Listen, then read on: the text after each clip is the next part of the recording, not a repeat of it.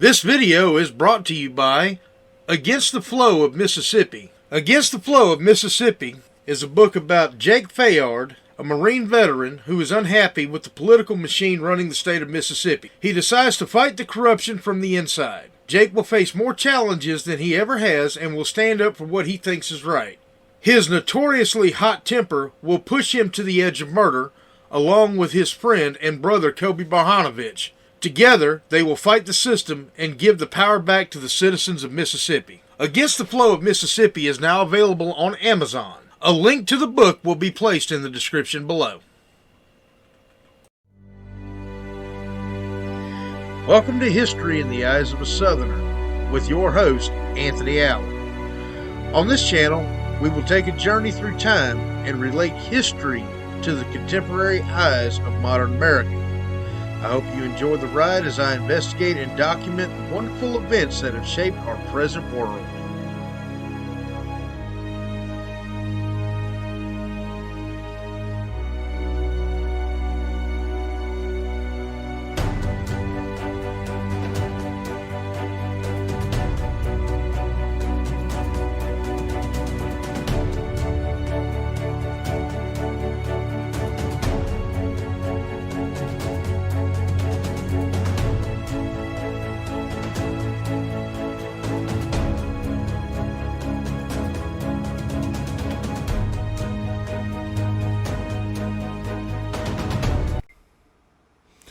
All right, y'all.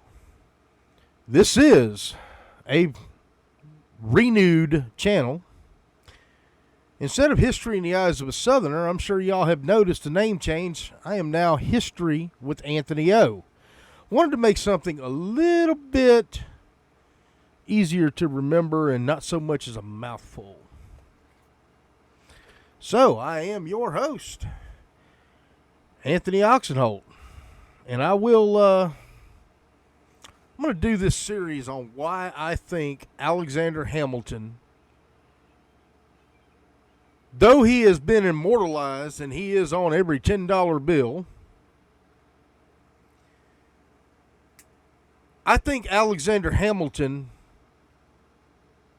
was a worthless piece of shit. And I think history should not reflect him in such a positive light, because the first thing that he did, the ink wasn't even dry on the Constitution, and he was already coming up with ways to circumvent it. One of the first things he did was he created the Coast Guard. Now, I have nothing against the Coast Guard. I have absolutely nothing against the U.S. Coast Guard. I think the Coast Guard is a fine organization. I think they do a lot of good. They saved a lot of lives, especially after Hurricane Katrina. They saved a lot of lives during Deepwater Horizon. They helped out by driving the boats that soldiers were on to land on the beaches of Normandy, Omaha, and Utah Beach. I mean, the Coast Guard has done a lot of great things, and I will not take that away from it. However, I am a constitutionalist, and I'm trying not to get too political here, but unfortunately, you cannot talk about Alexander Hamilton without getting into ramifications of shit that he did that still affect us in a modern 21st century world. You cannot have one without the other. It's like you can't talk about George Washington without talking about everything from his failure in the French and Indian Wars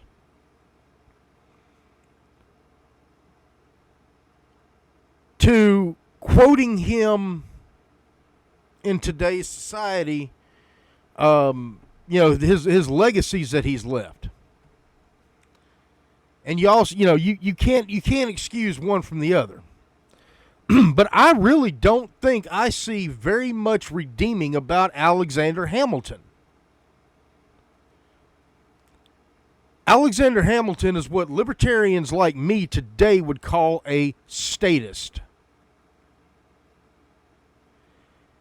All about government, period. Government over the people. And some of the things that he did, such as granting the U.S. Coast Guard unlimited amounts of power to circumvent the Fourth Amendment on the high seas, still reigns true today.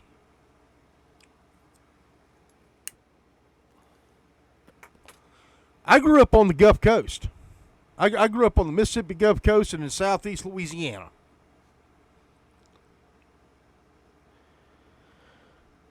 Growing up, I never had a boat. I didn't have a boat till I was in my 20s. But I've had a boat. I have friends that had boats. I had friends that were in the Coast Guard. I had friends that were in the Coast Guard Auxiliary. I still know people in the Coast Guard Auxiliary. For you land lovers out there, those of y'all who've never actually been on the water, here's something that you didn't know. If a cop pulls you over on the street, maybe you're driving, speeding down I-10 just a little bit, going a little bit faster than you should, or maybe you swerved a little bit, or maybe your tag's obstructed, or you got a headlight out, tail light out. That's grounds to pull you over.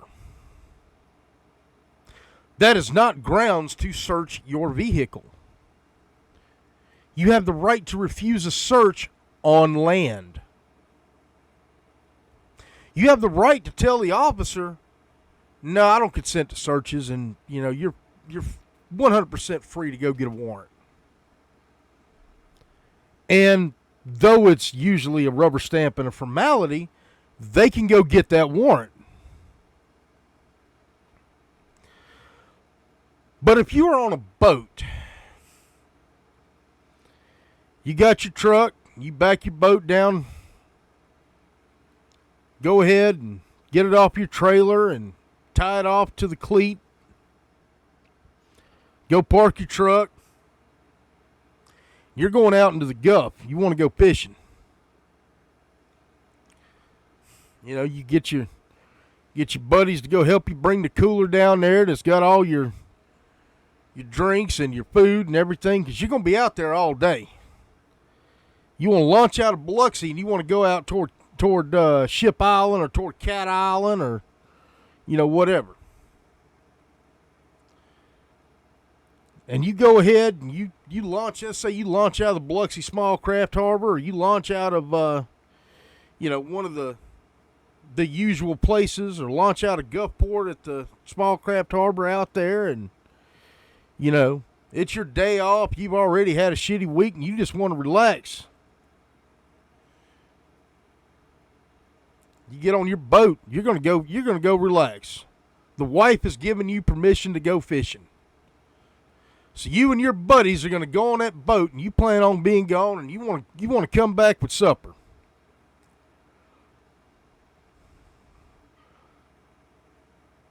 All of a sudden, you get out in open water.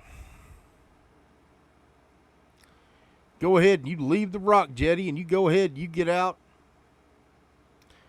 Next thing you know, here's a Coast Guard boat. Stop your vessel. Heave to. And you heave to because, these guys are in full-on uniform, and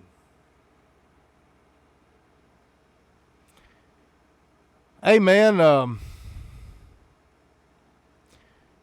y'all doing out here? Oh, well, we're going fishing.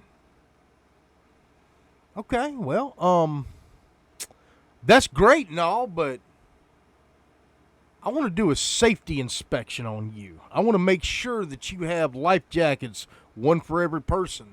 I want to make sure you have flares. I want to make sure you have a radio. I want to make sure that you have all the safety equipment that you are required to carry on this vessel, that your vessel is not overloaded, that you're not carrying any illegal substances, and the list goes on.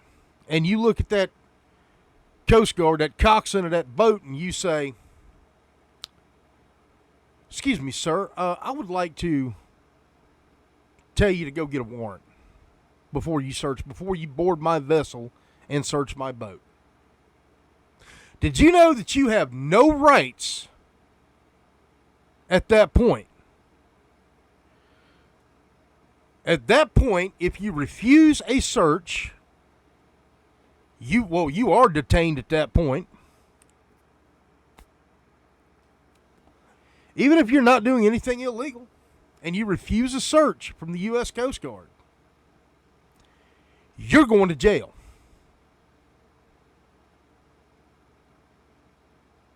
I'm not talking Mississippi Department of Marine Resources. I'm not talking about the game warden. I'm talking about the Coast Guard, the U.S. Coast Guard, the ones that they went ahead and they raised their right hand and they swore an oath to uphold, defend, and protect the Constitution of the United States of America. They took that oath. A military organization. Some would argue that the Coast Guard is law enforcement. But here's the thing. There are two things that do not apply to the Coast Guard that apply to everything else in this country. And this is all thanks to Alexander Hamilton. Posse Comitatus Act does not apply to the U.S. Coast Guard because they're only quasi-military, quasi-law enforcement. Actually, for a while I thought they were under the Department of the Navy, but they're also under the Department of Homeland Security, which is a bullshit organization, but don't get me started. And, as such, Posse Comitatus, which says that you may not use the military to act as police officers, the Coast Guard violates that, and they're allowed to.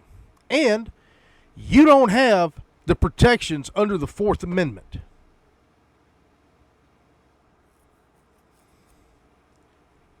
You cannot refuse a search. You cannot refuse to be boarded.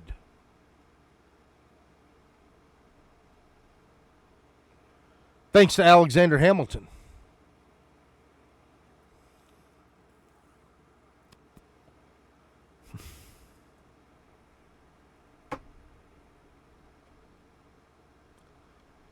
Now let's look at what else Alexander Hamilton did. Let's go to the Whiskey Rebellion. Let's talk about the families of Western Pennsylvania who said, "You will not." It's true that after the Revolutionary War, Alexander Hamilton understood that the U.S. was broke. I mean, it's no secret. A lot of revolutionary troops were unpaid. A lot of officers funded their own battalions and companies.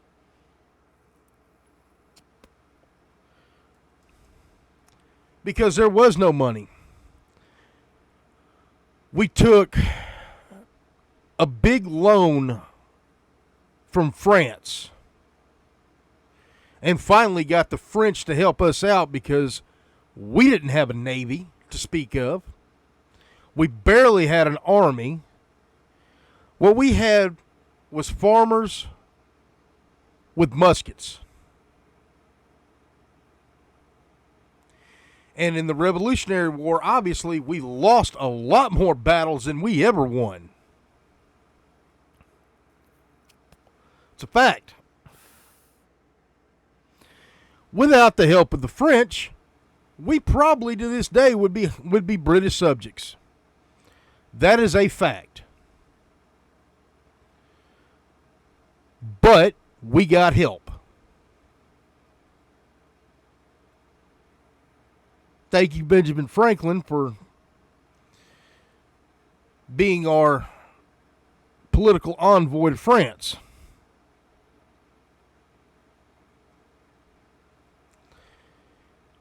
We fought against taxes without taxation without representation.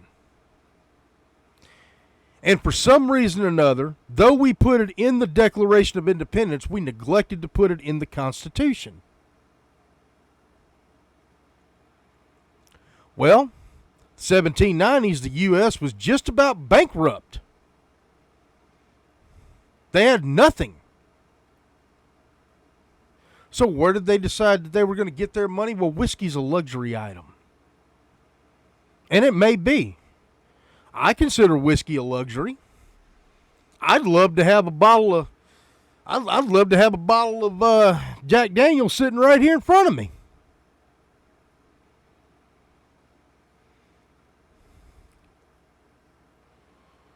It very well may be a luxury. But that's not the point. Keep in mind that in western Pennsylvania, it was very rural. More rural than it is now. And I've been to western Pennsylvania. I have a sister that lives just outside of there, just outside of Pittsburgh in a little town called Belle Vernon, which was right where they were, right where a lot of the Whiskey Rebellion was happening.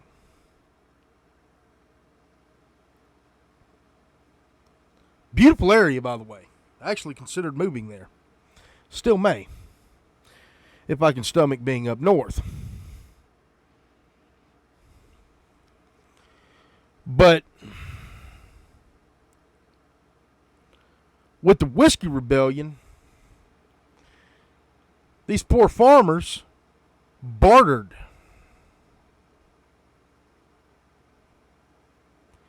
Hey, man, what you doing with that pig right there? I'll give you a few gallons of whiskey for it. How many chickens you got for this whiskey that you want? Oh, it's good whiskey. It's good corn whiskey. You know? Well, the government said, I'm going to start taxing. And those farmers in western Pennsylvania who were minding their own business said, no, you will not. As a matter of fact, you come in here and you start fucking with us, we're going to shoot you. Robert Johnson was a tax collector in Pennsylvania. They tarred and feathered his ass. Boy, I'd love to do that to...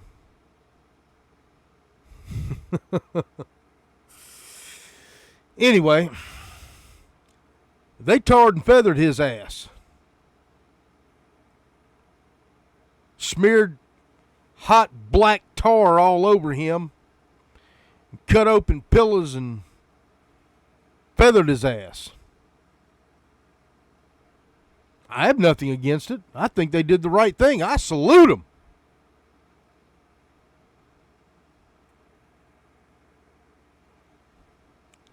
It was widely unpopular. Now think of how many people the Whiskey Rebellion actually touched. It didn't just hit the distillers, who may have been just bartering instead of selling their wares. Hit the consumers. They knew that the whiskey tax would literally hit almost everybody.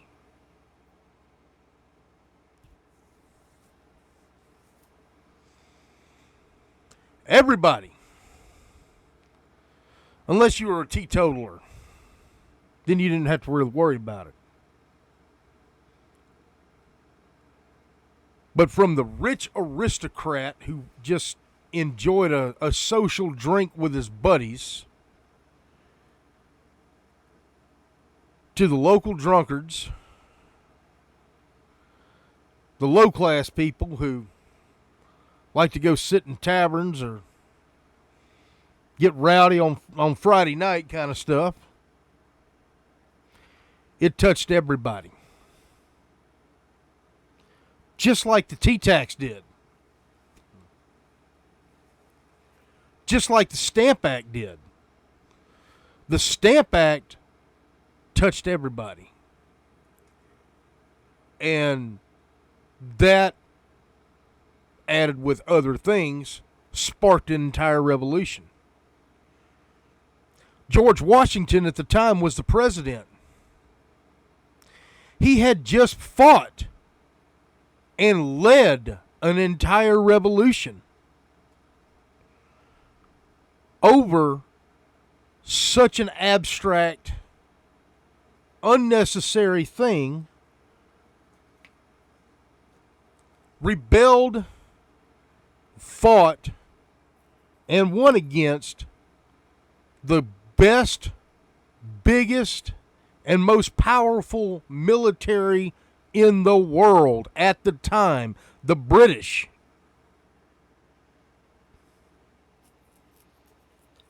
Using a lot of those same farmers, just like the ones in western Pennsylvania.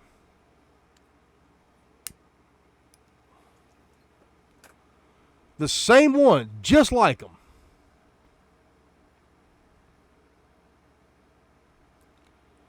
And what happened? With those people, he won. His army prevailed.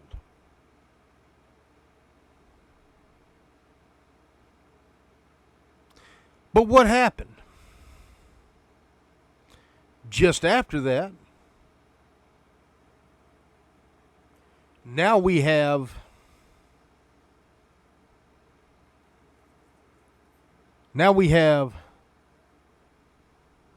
something that's just so arbitrary.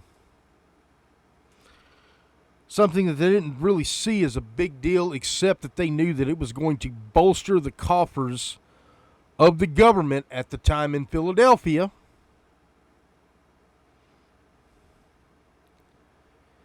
And they didn't really understand how much of a pushback it would actually cause. And it was a pushback. It was one hell of a pushback. They pushed back hard. It broke into armed conflict. So Washington called up the militias from Pennsylvania, Maryland, Virginia, and New Jersey, federalized them, and said, hey, y'all coming with me. And he personally led the army. Now, is that not what the British did beginning in 1774?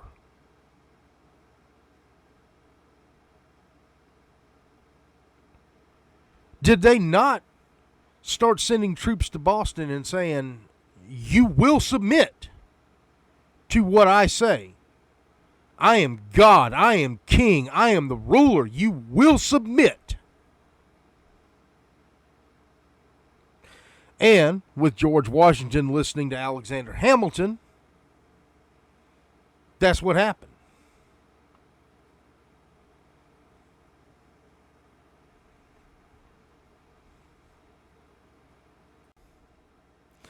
But who was Alexander Hamilton, and how did he garner so much power?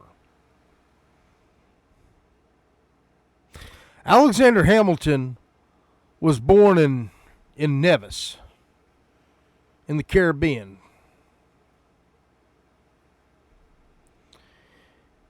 And he was a bastard. And somehow or another, he found his way to New York City, got his formal education, if you will. Worked his way up to being the first Secretary of the Treasury.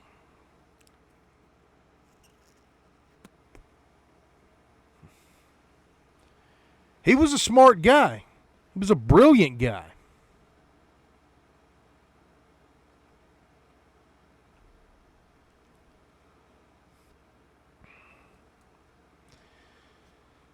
But he also didn't care about the little guy too much. Although, in my opinion, he should have. He actually should have.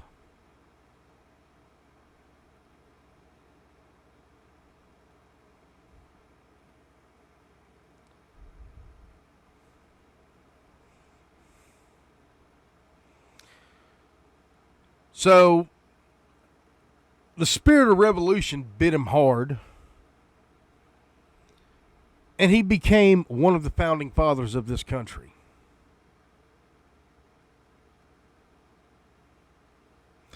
He was given a field command in the Continental Army.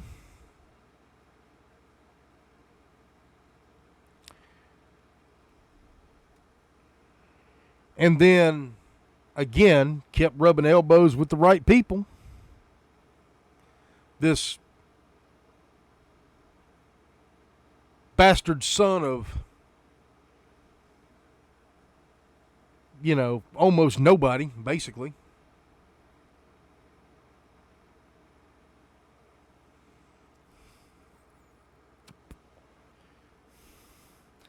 And he apparently was a very likable guy.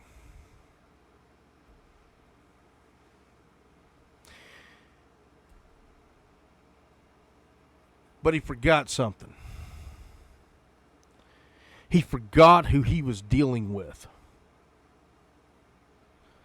I don't see how he could really relate to the other founding fathers who were actually born on this continent, most of them.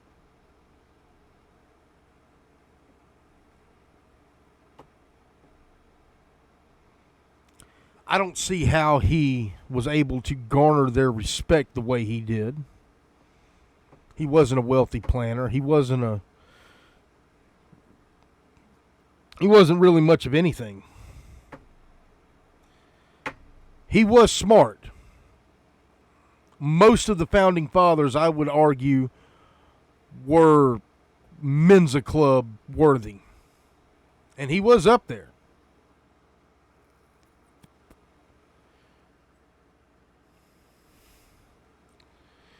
But he was... I think he forgot why he was fighting the British in the first place.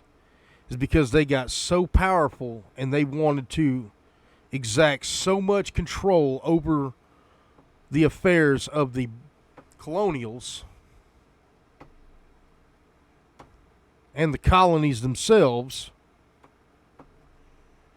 that he turned around and he was instrumental in doing the same damn thing. With his first circumventing of the Constitution, with his activities that he was doing, in the name of making the country stronger than it was, not a bad thing. I'm all for making the country strong. But he refused to acknowledge personal liberty.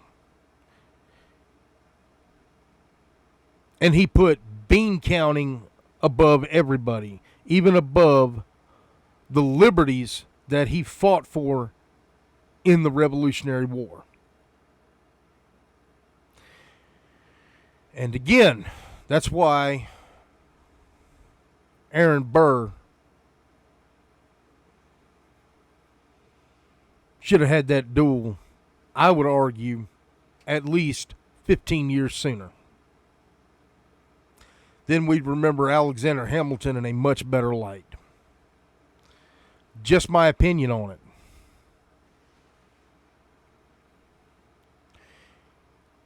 Now, how this relates to today's world.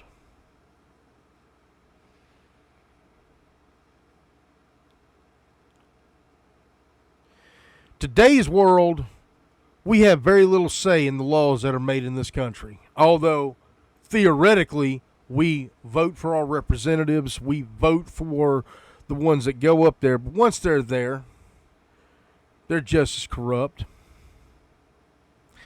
As the saying went during the Revolutionary War, why would I trade one tyrant 3,000 miles away for 3,000 tyrants 1 mile away? Well, we've seen the one tyrant 3,000 miles away. And I would argue that since about 1790, we have seen 3,000 tyrants 1 mile away. And I would argue that neither stands for the principles that this country was supposed to be founded on. I would also further argue that he was the start of this.